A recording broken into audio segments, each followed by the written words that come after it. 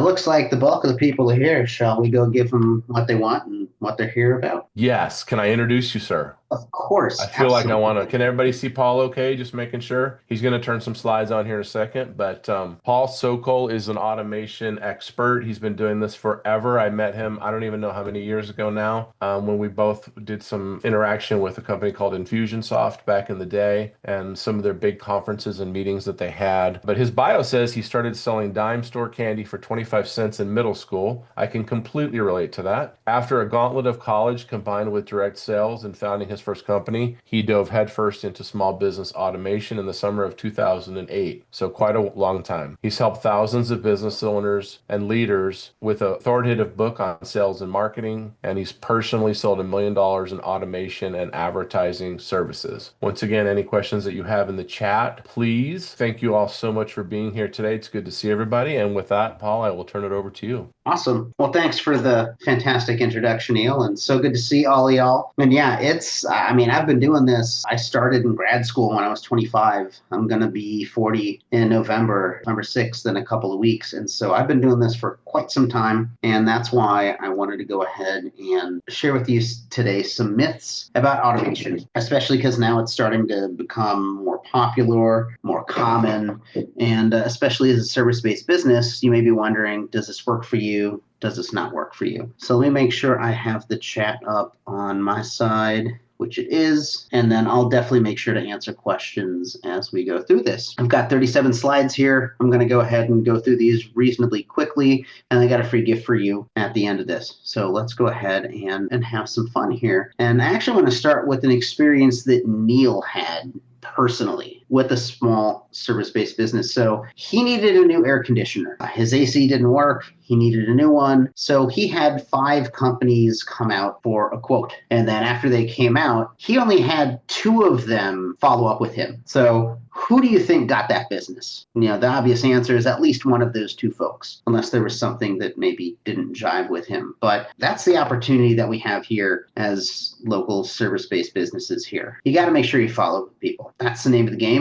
And we're going to go ahead and dispel some myths today and hopefully have a little bit of fun about, like, what does that mean? The first myth is that only big companies need to use automation, and that's actually not the case. And I'll go ahead and give you a couple of examples in a moment. But before we get into it, I just want to briefly introduce myself. As Neil said, I've been doing this for quite some time. If you want to follow up with me on Facebook or LinkedIn, I'm there. But I've been entrepreneurial, again, since middle school. I would buy Fun Dip and Jolly Rancher sticks for a dime at the Dollar General, and then I'd sell them for a quarter on the bus and at school. I learned how to do direct sales in college, even before I got involved with this. So I sold Cutco knives from like 2004 to 2008, and that's when I took those skills and brought them online, which I've done since 2008, of course. And then I've worked with a bunch of people. I actually wrote the Infusionsoft cookbook many years ago, which now it's known as Keep. It's a giant tome of recipes because it's literally a cookbook. It's like, hey, do you need a contact us form? Do you want like a sales pipeline? This kind of stuff. So I've personally worked with a bunch of folks. And then right now I've been a consultant working with small businesses, and I'm also a live event promoter in Arizona. I've been running a nonprofit since 2015 called Keep Children Rockin'. We provide music equipment repairs and donations to youth music programs. And then as our major funding event, we do a heavy metal festival every year called the Dead of Winter Fest. And that's basically what I've been doing. So hopefully that's enough of a reason for you to lean in, take some notes, and of course, ask a bunch of questions as we go through this. So here's the objectives for today. Here's what I want you to take away from this. In general, I just want to make sure that you're comfortable with automation. I want to take any fears you might have and just allay those and be like, hey, it's valid, but it's not really that big of a deal. I want to help you understand and how to know what platform is the best for you, because based on your business, there's different bells and whistles for each kind of one. And then I also want to make sure you understand the difference between this like hunter mentality versus that farmer hunter gatherer mentality, and how automation actually supports both of those. So you can go ahead and eat the game that you hunted this morning, but you could also go ahead and eat the fruits and and the vegetables that you planted 6 months ago. And automation does support both of those. And at the very end of this, regardless of what happens, I want you to walk away with some kind of starting point for your own business. So let's go ahead and talk about this myth that only big companies need to use automation. So if you think about it, and maybe you've never thought about it in this way, automation is nothing more than relationships at scale. So the idea is whatever you would do for somebody individually, you would do that with automation, right? So let me go ahead and give you an example here with the individual experience. So I want to use the example of like inviting somebody to a party, right? So let's say that you have like a game night or whatever happening. Let's go ahead and talk about how that would actually work one-on-one. Okay. So I actually lied. That's not the example we're using. We're going to use a service-based example. Sorry about that. I usually do the party example here, but it's the same kind of thing. So you're a small local business and somebody schedules an appointment to get a quote. So just like Neil had, he needs a new air conditioner and he wants people to come out, go ahead and give him a quote. The next milestone is, of course, the appointment is complete. They show up, they look at his system, they see what's going on, and then we finally send the quote out to them. Like that's what happens one-on-one. And then, of course, hopefully the quote is accepted, and that's what goes from there. And then the job is scheduled and it's completed, right? So this is, as a local service business, a very common example. People come out, you do your thing, you send them a quote, maybe an estimate, however it works, and then the customer says, yep, this works, let's go ahead and do it, and the job is scheduled and completed. So this is what you would automate around, okay? So I actually mixed it up. The party example is coming up, all right? But this is what you would automate. So it doesn't matter if you're a big company or a small company, these are the major milestones. So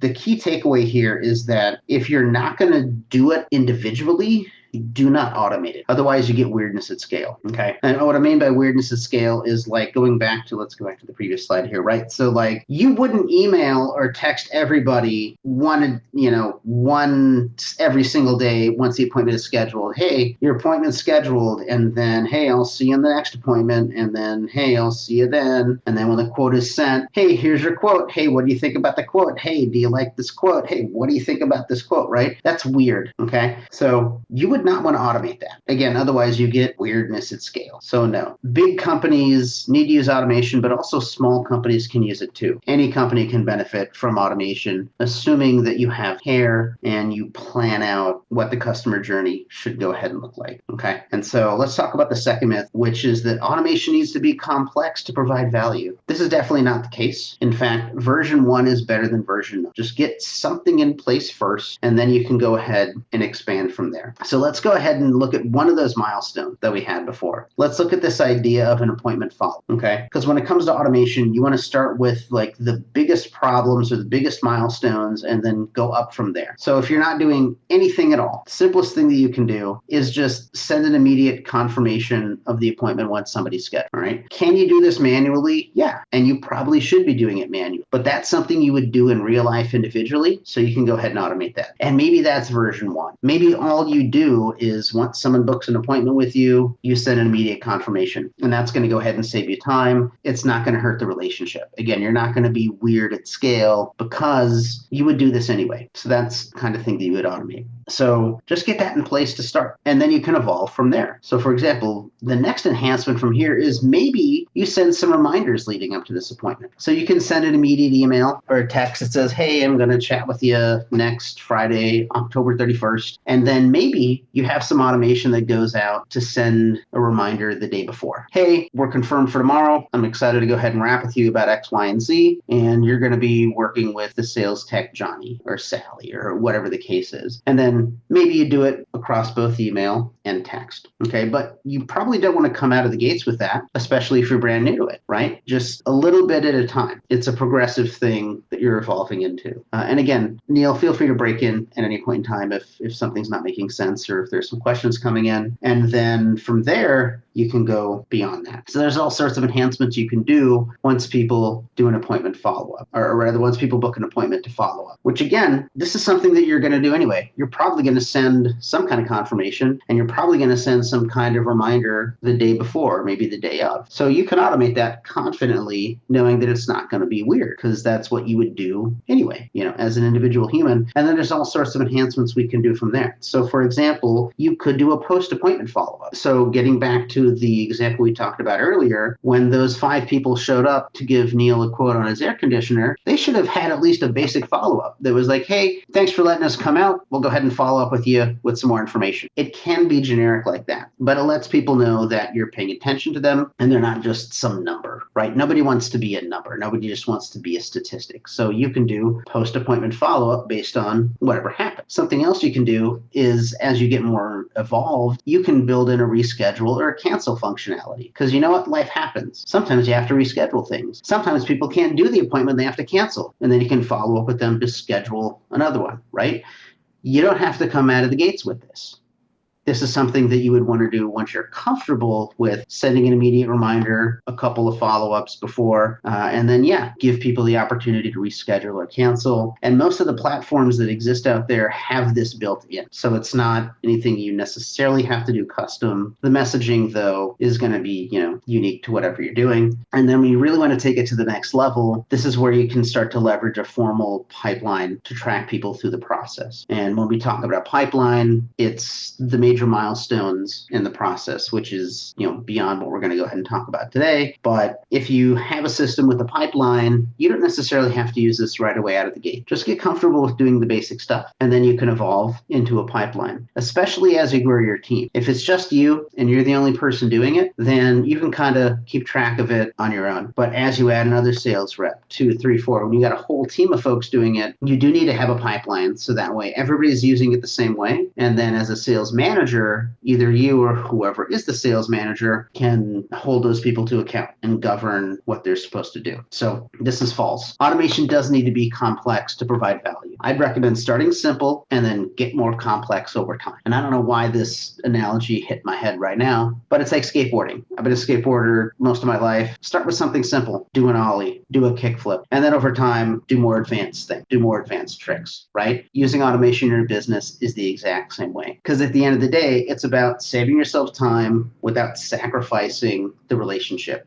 Yeah, let me jump in for a second. I agree. I think a lot of people get intimidated by automation and they feel like they have to have the whole plan ready or they have to know everything they want to do. But if you do start in small little snippets and do something to get you started, that'll build you on the success, right? We'll go ahead and ask questions later. But if this resonates with you, go ahead and let us know in the chat. Go ahead and ask some questions about it because there's many tools that do automation out there. And so if you've got some questions about it or like, how do I start because this is my business, go ahead and let us know. I'm making good time. Maybe I should slow down a little bit. If you want me to slow down, go ahead and let me know in the chat. I do have a question. Yeah, let's This go. is a Neil question. So backing up before that appointment is booked, a Mhm. struggle that I could see that I see with small businesses, like you got 10 leads, like they came in on Facebook or they emailed you or someone referred you last night at the networking event. You have to organize them, you have to prioritize them, you have to figure out what's the next step or who's the most priority. Are there tools and can you help people with that? Because those are hot people, right? And you're like, oh my gosh, I got 10 of them. I only have a small staff. I don't have an assistant. How can automation help me with that? Yeah. So let's actually go back to the appointment follow-up and we can talk about, actually, let's go back to the milestones here. Okay. So you're talking about before the appointment is scheduled, right? You can absolutely use automation for that. And this is something that I do all the time. And it doesn't matter what system you're using. When you go to a networking event, I actually went to a Thrive Keeps Grow conference last week, and I have a form bookmarked on my phone. So anytime I meet somebody, they give me their business card or like, hey, let's follow up. I go ahead and put their info right into there. That can trigger automation that says, great, let's go ahead and book a call. And then for the people that book a call, of course, then they move ahead in the process. For the people that don't book a call, I do use a pipeline for my own business. Then I can follow up with them accordingly. Hey, it was awesome to meet you last week. Do you still want to chat about advertising? Do you still want to chat about automation based on whatever they have? So yeah, you can go ahead and use automation for these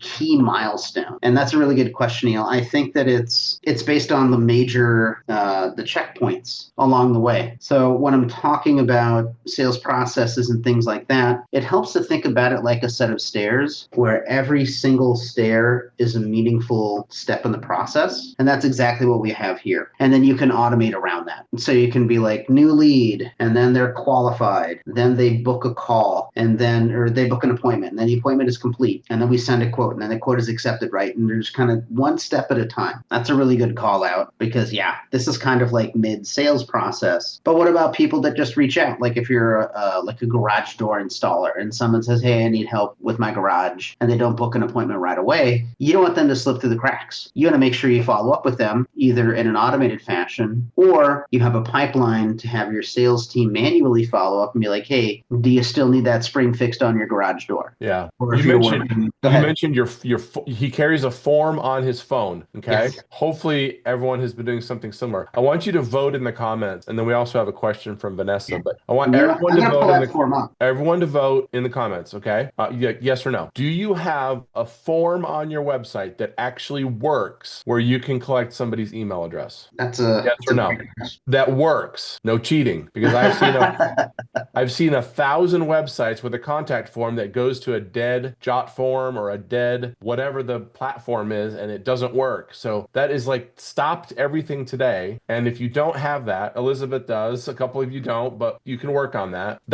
I mean, they're going to go to social media. They're going to go to your Facebook, and you say contact us. And I'll let Paul take over on that, but he does that on his phone. I did a QR code last night at our event that some of you were at, and I said, scan this QR code. It takes them right to my form. And I use an app called Brevo, and he is a guru on several other things, and I'll let him answer the question. And the question from Vanessa is, what applications are you using to do all this automation? Can you post yours so I have some to compare with, please? 100%. So as Neil mentioned, I've been using Infusionsoft since 2008. It's now known as Keep, but nothing is unique about what I'm doing here. Okay, so what you're seeing right now, I just mirrored my phone to here. This is the form that is bookmarked on my phone. Last week when I was at this conference, anytime I met somebody, if they gave me a business card, I just put their info in, or I just actually handed my phone to them and be like, hey, give me your info, right? And so they could give me their info, and then I could go ahead and add them to my pipeline if I needed to. I also have a free mini course of how to automate like a pro that I could add people to as well. And then there's like a high ticket offer for a Falcon thing. But that's it doesn't matter what tool you're using, whether you're using Brevo, Keep, High Level, HubSpot, whatever. If you have a CRM that can build a form, you can do this, okay? Because you know how networking events are. You're meeting a bunch of people and you're talking to a bunch of folks, and you don't want people to slip through the cracks. So just have a form that puts people into your database. Now, when this form gets filled out, the system will automatically send them, hey, nice to meet you email with the picture of my face on it, because networking, right? And here's a link to my website. And then if you do not click to the website, and this is an advanced thing, 1 week later, you're going to need another email from you that says, hey, I know that, you're probably busy climbing out from the emails of the conference, but here's a link to my website, right? But this whole add a pipeline thing at the bottom right here, that puts people into my pipeline. So I can make sure that they're never going to slip through the cracks. And that's what I do for my own business. And I've been doing this for years. So anyway, that is that. But yeah, like you said, starting small. I mean, have something and then build from it, even if you're embedding like another third-party form. But I've seen so many that it's like the contact us form is dead. And I mean, you got to get back to those people in 5 minutes. So make sure you have that stuff rolling for sure, which can then start into the automations. So I'll give you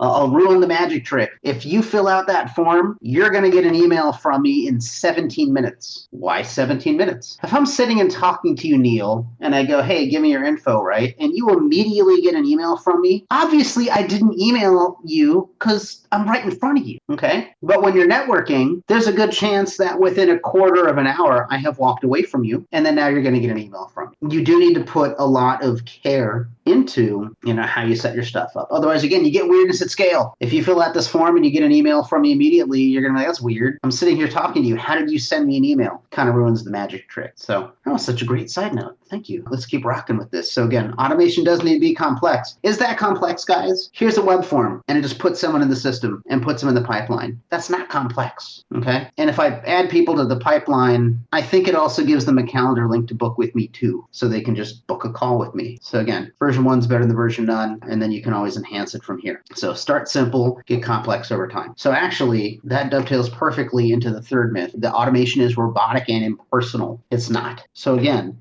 If you would not do it individually, do not automate it. So I can't think of a better example of what I just said. You fill out the form, Neil, you immediately get an email. That's weird. At least wait 30 minutes, 17 minutes, because I'm a weirdo. 17 minutes. Most people aren't going to figure out that oh, this was automated, right? But don't automate it if you would not do it individually. And then when we're talking about automation, you can use this when, then, until framework. So when this happens, then do this until they do that. And this guarantees a good customer experience. And so now here's that inviting to a friend example that I jumped the gun on a little bit earlier. But this is what you would do individually, personally, with your friends. In fact, I had a game night with my buddies 2 Fridays ago. And this is pretty much exactly what I did. And I didn't even do it intentionally, but that's kind of how it worked. So when I'm throwing a party next week and I want to invite a friend. So let's say that today's Thursday. Perfect. I'm going to have a party next Friday on Halloween. Okay. I'm going to have a party on Halloween. I want to invite a friend. Then I'm going to immediately send an email that says, hey, I'm having a party. Do you want to be part of it? Now let's pretend that someone doesn't respond to that email. Or maybe this is a text message. The channel doesn't really matter necessarily. It's more about just the experience. So, hey, Neil, I'm having a party next Friday. Do you want to come hang out for Halloween? Okay. Let's say I don't hear from you. Well, guess what? If I don't hear from you, 3 days later in the morning, I'm going to send a reminder. So then this would be Monday morning. And then again, this is individual. Oh, hey, I got a party on Friday. I haven't heard from Neil. It's the start of my week. Hey, let me send you another reminder. Maybe I send you another email. Maybe I send you another text that says, hey, buddy, I'm just working on a final head count. You're going to be here at the party on Friday in the morning. And then 4 days later in the afternoon. So Thursday in the afternoon, it's kind of like a do or get off the pot. Hey, man, we're buying food and drinks. I want to know how many people are going to show up. Are you going to show up? I don't care if you're coming or not. Just let me know. And maybe it's like a text message. So when I'm throwing a party, then do this follow-up until they respond. If Neil responds off that first email, I don't need to send a 3 days or 4 days email. If he responds on that 3 day in the morning on Monday, obviously I don't need to send him that reminder. But if he's not responding, then I'll go ahead and send him a text. In fact, my buddy Tristan, he literally went through this whole thing. I texted him on Thursday, I guess 2 weeks ago, exactly 2 weeks ago, actually. And I'm like, hey, man, we're getting snacks. I just need a final head count. Are you coming or not? I don't care, but just let me know. And then he texted me back a few minutes later. He's like, oh, man, I fell asleep last night. I wanted to follow up with you and say, yeah, I'm showing up. But yeah, I'm going to be there. Okay. And that was it. So this is the individual personal example. This is what you would do normally as a regular person. Go ahead and look how this literally is an analog for following up on a quote. This is the automated business example. When you deliver a quote, then send an initial delivery email. Even if the quote is coming from a different system, which is really common, you can still send an email that says, hey, I sent you a quote. Look for an email from this, or look for an email with this subject line. Let me know what you think. And then if you haven't heard from them 3 days later in the morning, hey, friendly reminder, here's the quote. Let me know what you think. And then 4 days later, hey, does this work for you or not? So you're talking about other platforms like Jobber or Service Titan or whatever. Yeah. There's a couple of those. I think Heidi mentioned in the chat some other platforms have some features 100%. Definitely, right? But you can supplement those yes. as well. And that's okay to be fully transparent about the automation. Be like, hey, I sent you a quote from this other system, which is automated, and that's cool. But hey, does that work for you? Hey, I haven't heard back from, good morning, Neil. Hope you're having a great Tuesday. Does that quote work for you? Hey, man, happy Saturday. Hope your weekend's going great. Hey, does that quote work for you? And it's still the same until they accept or they don't accept. And that's okay too. But the whole point is when, then, until. When you do something, when the milestone is hit, then do this until they answer, until there's a response. It's the exact same thing as the party analogy, which now that I'm looking at, I should have had this here. But when you're throwing a party, initial, 3 days later, 4 days later, until they respond. When you follow up on a quote, same thing. You deliver a quote, here's the initial, 3 days later, 4 days later, until they accept or not. That's what you would do as a real human, living, breathing person. That's what you automate, because that's what you would do individually. Don't automate anything that you wouldn't do normally. Because what most people do is you deliver a quote, and then they'll just hammer you with an email every single day. Hey, what do you think? Hey, what's up with this quote? That just upsets people. And it's clearly, obviously automated. And you're not working on relationships at scale. Remember what I said earlier, slide 3 or something, that automation is relationships at scale. This is building a relationship. This is giving people the space to have their life, but also follow up with you. And if they don't, cool. you follow up with them. Hey, haven't heard from you. How's the quote going? Which leads me to the next kind of point is that when you're writing these automated messages, write it like it's going to one single person and keep in mind the whole when until context. Hey, if we send a quote and we haven't heard later, 3 days later, hey, and we know it's going out in the morning because we can schedule that. Good morning, Neil. I wanted to follow up on the quote. Does that work for you? If you have any questions, reply or send me a text or call me, whatever, right? Because if it works for one person, it's going to work for a million people. Back to my air conditioner example. So that was in May. By the way, my air conditioner still works, okay? I was thinking it wasn't going to make it through the summer after last year's summer. I thought it's not going to make it another summer. So I was just preemptive. And since I work with a lot of blue collar businesses, I got at least five. I think it was five. But since May, I have not heard a word from any of these people, like not even just at that point, you could send a ancillary follow-up cooling tips. Something, maybe touch base a couple times. Of course, have an unsubscribe option. I don't know if the folks on let's do a vote. Everyone on the Zoom, would you prefer, like you got a quote from a plumber or an air conditioning or electrician or something? Would you prefer a follow-up on your SMS, on your phone, or on your email or a phone call? There you go. Both an email.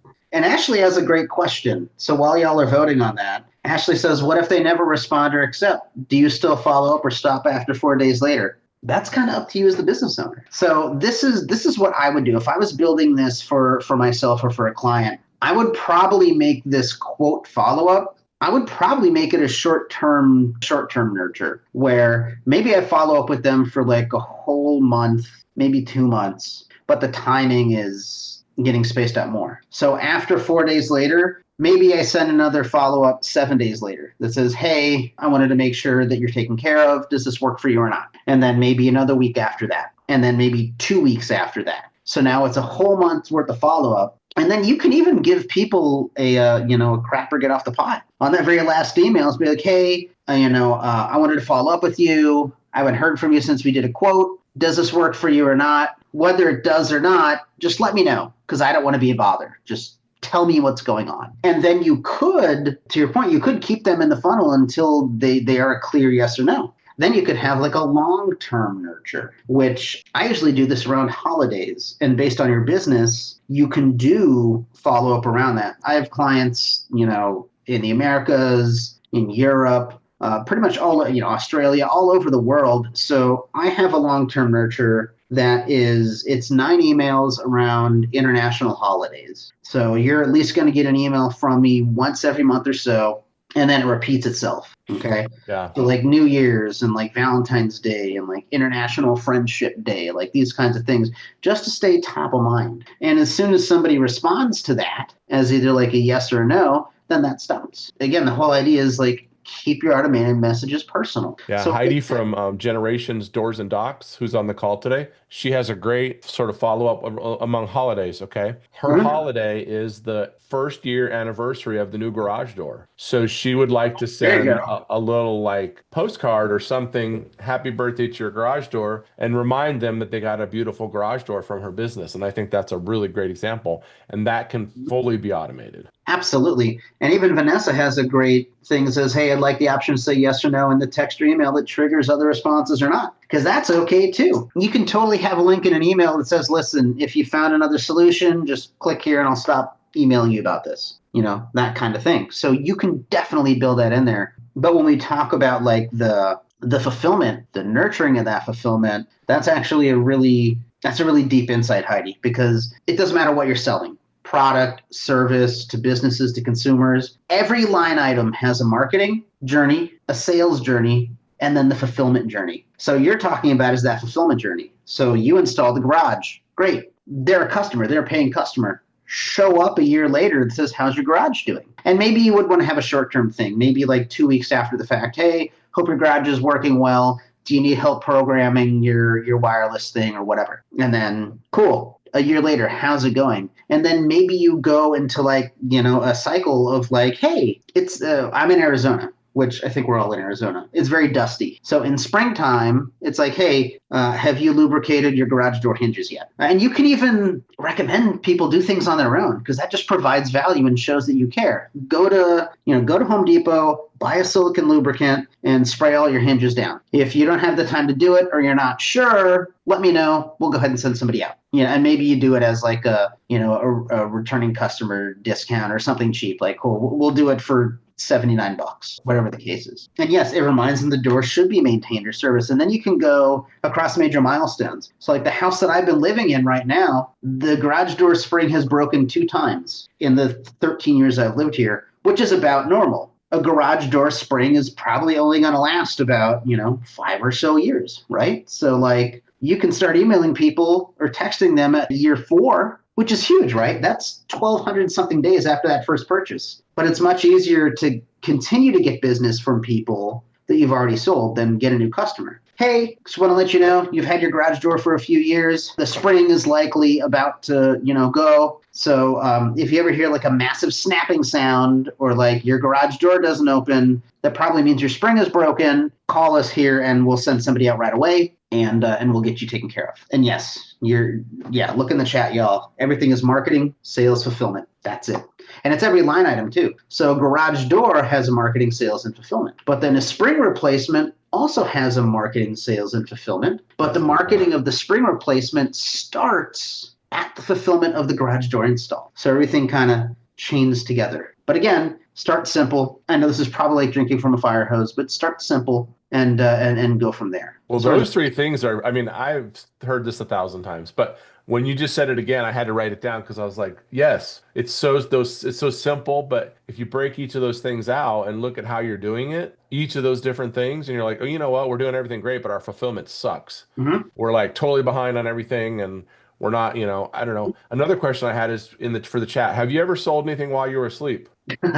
First time you sell something while you're sleeping is kind of a really amazing feeling because you've automated it and you wake up and you're like, wow, we have 3 oil change bookings. I'm speaking for Linda. They do mobile oil changes. And you wake up in the morning, you have three, you have 3 that are sold because they went online after your follow-up email and they purchased, the product. That's just a great feeling. It is. And you know what? I'm going to go ahead and call out Steadfast Mechanical. They're an HVAC company right here in the Phoenix area. I'm friends with the guy, Brandon, that runs it. His nickname is Fuzz. He's a veteran. He has a whole team, and they do really good stuff. And on the spring and the fall, he's always promoting, hey, go ahead and get your AC tuned up before the summer hits. Go get your AC tuned up before it gets really cold. He's top of mind. Anytime I need something with my AC, I call up Fuzz. I'm like, hey, can you send one of your guys out? And he's not even using automation. He's just like doing it manually. He's just in the streets husling and posting on social and, that kind of stuff. So, you mean your customers aren't thinking about you all the time?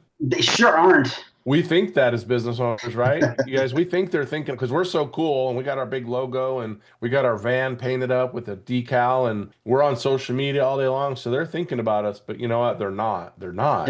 They really aren't. Just like you're not thinking about your bug pest control girl, until you see a scorpion, right? So you want to be the one they're thinking about. And that's where these automated emails and SMS can, help you. And social media automation, we're not going to go into that, but that's a whole nother one. Yeah, it is. Elizabeth makes a good point. People forget what we do. So you do have to remind them.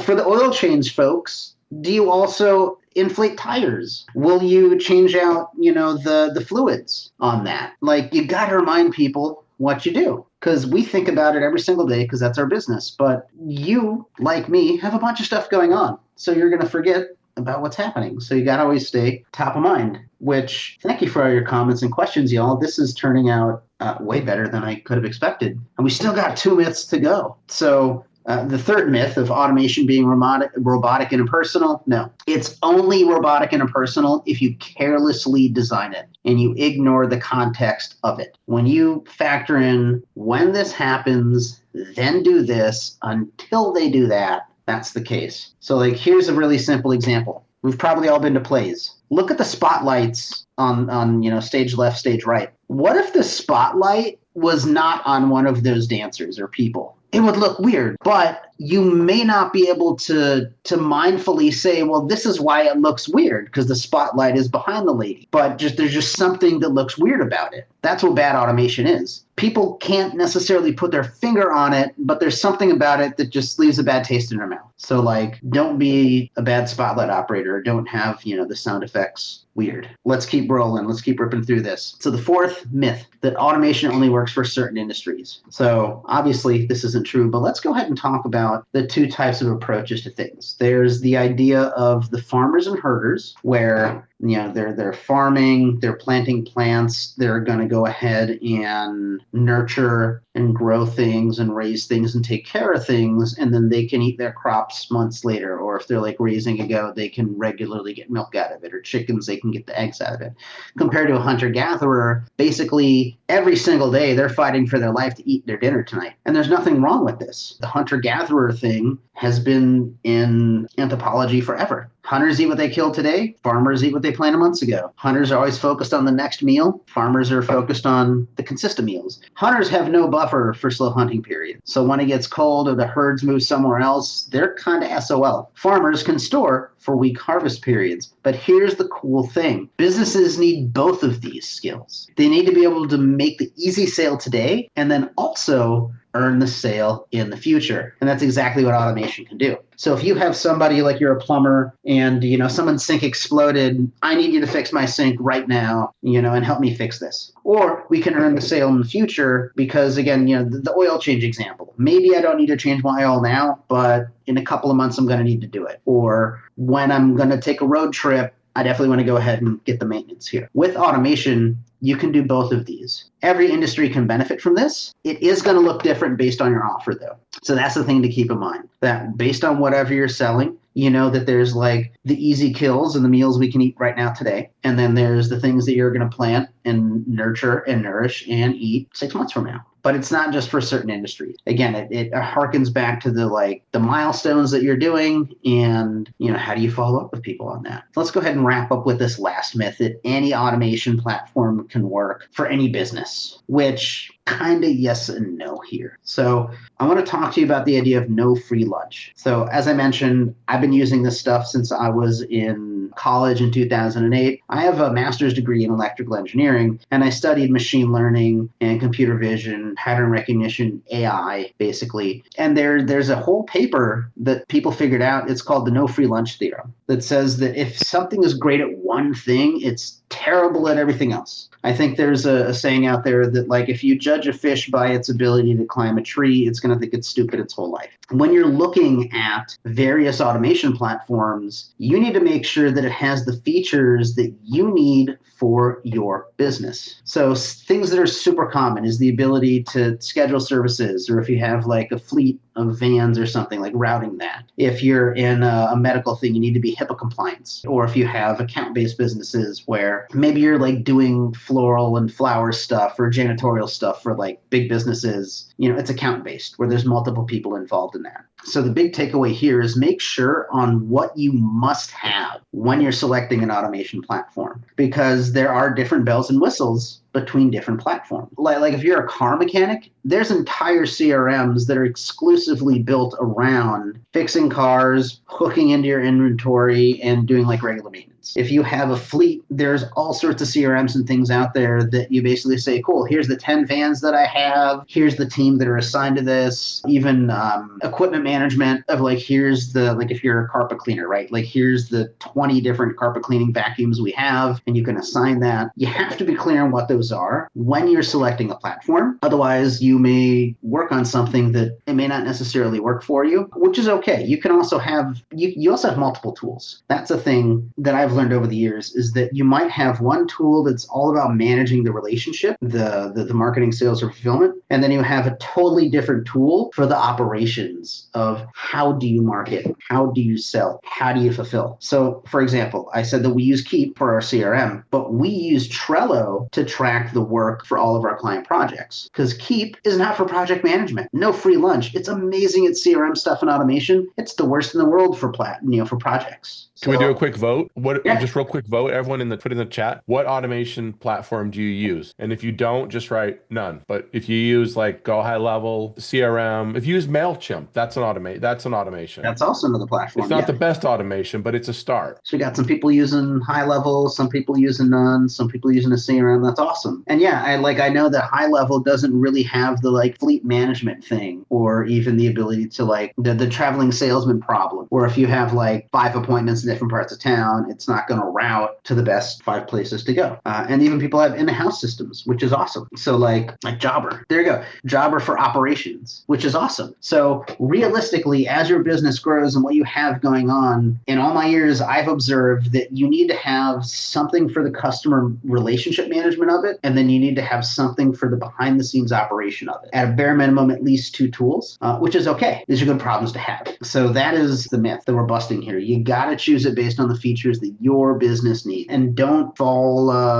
don't buy into fancy, slick sales conversations or demos or anything. Like if it doesn't have what you need, don't do it. And get really precise with the questions that you're going to go ahead and ask people. Get real clear on the use cases that you need. So yes, any platform can work for any business generally, but based on your specific business, there's going to be critical features that you need, and make sure that you have that. Okay, so I've got clients that are in the medical field, so they need electronic health records and HIPAA compliance and stuff like that, for ordering tests and things like that. That's almost a non-negotiable. They need to know all of that stuff, and it's got to be HIPAA compliant and all the privacy and all that kind of stuff. And so yeah, maybe they have something else like High Level or HubSpot or Keep or whatever, but then they also have their health record platform that they tie into. So that's kind of what we've busted today. Only big companies need to use automation? Not true. Automation needs to be complex to provide value? Not true. Start simple, complexify over time. Automation is not robotic and personal when you think about the individual ground level experience. And it does not only work for certain industries, it can work for any industry. You just need to be clear on what is your industry and what do you need. And then no, any platform cannot work for any business. Really,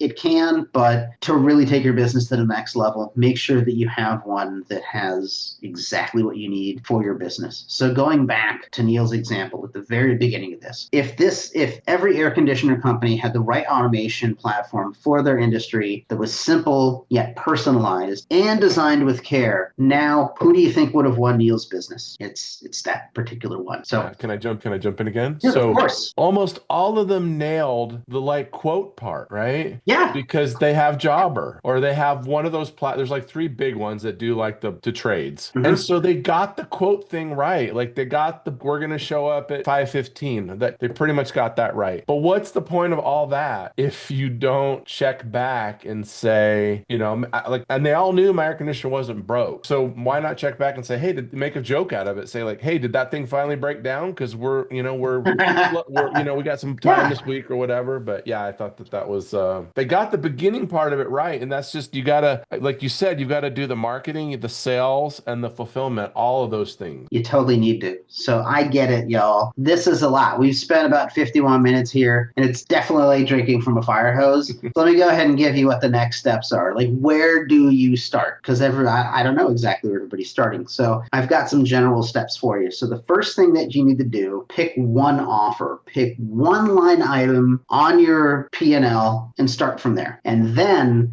select one phase of your customer journey for that offer. Is it the marketing of it, sales of it, is the fulfillment of it? Okay, I don't know the answer. So if it's like garage door installation, maybe it's like, cool, here's our P&L line item for garage door installs, and I want to focus on the fulfillment of it. Then once you have that, within that phase, choose one major one until milestone within that. When we install the garage door until, a month out from there or something like that, whatever the case is. Then what you need to do is do a little bit of introspection. Go ahead and document and analyze the current reality for what's actually happening right now. And don't judge yourself. Maybe it's really bad. Maybe nothing's happening. Maybe it's all manual. Maybe you have an email or two that you're supposed to send, or that your texts are supposed to text and they don't. But just get clear on like what is so right now. And then harden that or redesign what it should look like. Figure out what do you actually want to have happen. When we install a garage door. I want this to happen until maybe they take like a post-install survey, or maybe until their first 90 days, or like whatever the case is. Redesign that intentionally, and then take whatever messaging you've been doing as far as like emails or texts or whatever, and write or update that messaging to be in alignment with that experience. I want to point out, none of this has anything to do with software at this point. What's the offer? What part of the customer journey? What's a major milestone? What's the reality of it? What should this look like? Then rebuild it, rewrite it, update the messaging, and then start to deliver that. You can do that right now today, or maybe in the next couple of days. Start doing that with the new or updated messaging. Here's the new emails we're going to use. Here's the new text messages we're going to use. And then, this is still all manual. You should only start exploring automation when you cannot consistently deliver that experience manual. Because if you're only doing a couple of appointments every day, probably not that hard. That now just becomes a habit, a daily habit, or maybe a couple of times a day. Hey, every time you do this, do this. You got to have that governance and accountability. When you cannot consistently deliver that, then you should really start looking at the automation part of it. And there's many ways to do it. So you might be wondering, how do you plan world-class automated experiences? I mentioned it before. I have a free course called How to Automate Like a Pro. It's a mini course. In half an afternoon, you should be able to get through the 2 hours of videos, customer projects. It's free to register. Once you complete the mini course, if you want to book a call with me, you'll get a link to book a call with me. But if not, I just hope that you learn what it takes, because this is also a platform agnostic thing. I candidly don't really care what tool you use, because it's all about what is the customer experience. And it's really about storyboarding out how it should look. And then the tools are like 3 or 4 layers of abstraction away from that. It doesn't, anybody can send a text or an email or whatever, but the question is, why are you sending it? When are you sending it? What are you saying? How should people respond? That's kind of it. I guess, what questions do you have? Let's look through the chat. And thank you for your time today. I know that we're pretty much coming right up on this. And I think we answered most of the questions as we went along. Let's have another vote here. Yeah. Everybody put something in the chat that you'd like to automate, that you've been thinking about automating, whether it's the sales journey, as Paul mentioned, the marketing journey, the sales journey, or the fulfillment journey. And like he said, maybe if you can't do this manually, don't start with the automations, but maybe you'd start some of your fulfillment sections, executing the jobs, maybe automate some of that stuff so you have more time to do the sales and the marketing toward the front end of it. But what do you guys have there? Okay, we got a marketing. Any specific ideas? We have marketing journey, sales journey. Thanks for hanging out, Ashley. Does anyone want to automate their Google reviews process? That's an easy one. Ooh, right? So that's a pretty easy one. You could do that pretty easily with most platforms. Yeah. So there's a cool tool out there called Thrive, which I'm also a certified partner in. Thrive basically does the super top of funnel stuff. So it makes sure that not only is your Google business listing accurate, but it also syndicates that information to like Yellow Pages and Yelp and Trustpilot and whatnot. Because when it comes to being discovered, like if you search plumber in Phoenix, Google goes out and looks at all the various websites on the internet to see who's saying the same thing. If, John the plumber has a listing on Google and Yelp and Trustpilot, Yext, whatever, if all of those listings say the exact same thing, that tells Google that we can trust this. And that's what Thrive does. It gives you one place to manage your business listing that syndicates it to all the other ones. So if you have holiday hours, all you do is adjust your holiday hours in Thrive. It pushes it out to the 40, 60, whatever websites that they have. And then as far as reviews, it centralizes all reviews too. So you have one place to look to manage all of your reviews. So if you're interested in that, definitely let me know. Go ahead and find me on Facebook. Go ahead and find me on LinkedIn. And if you have any questions, I'd love to help you. Does anyone have any questions for Paul? Obviously, you can also connect with him after the fact. Yep. And then also here, I'm going to throw my email in the chat as well. If you guys just want to email me, you can. Let me know. All right. Well, I think that's everything. So again, thank you all for coming here to, learn more and grow your business with some new thoughts and ideas. And if you have any questions for either one of us, please feel free to message us. You know how to reach us. All right. Everybody. Good luck with your businesses. See ya. Take care.